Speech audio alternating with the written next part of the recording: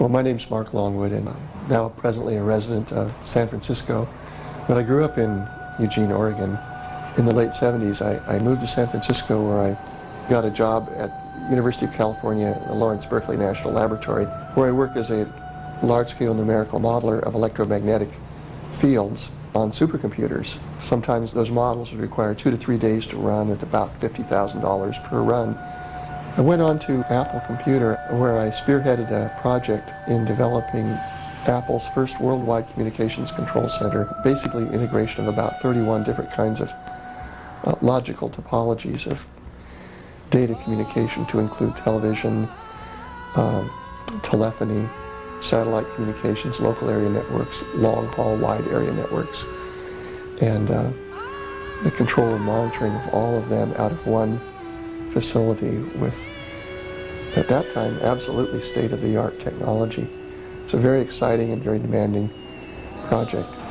In 1983, I unexpectedly became noticeably ill, and I was diagnosed with a somewhat mysterious syndrome. It doesn't even have an etiology. It's known as sarcoidosis.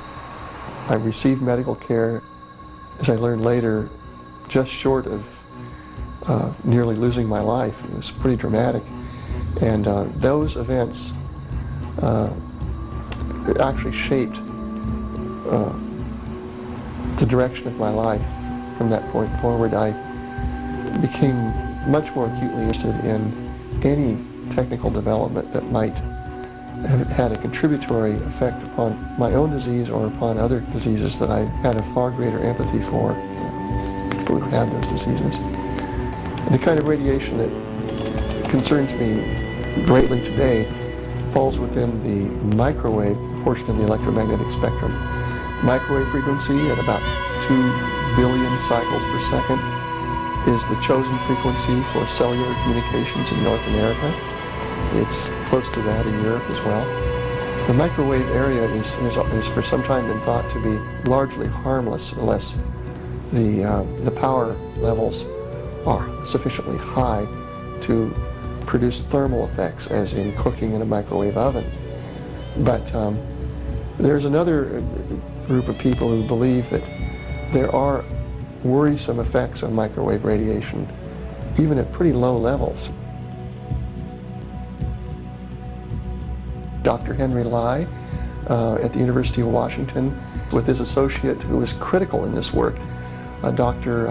N.P. Singh, they were able to detect an increased rate of double and single strand DNA breakage when exposed to electromagnetic radiation.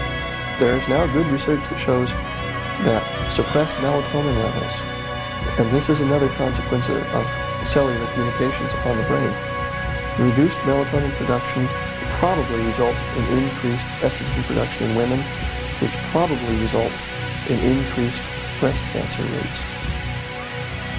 Reduced melatonin production is a consequence of very low level radiation from, shall we say, base station antennas. They are sources for that kind of radiation.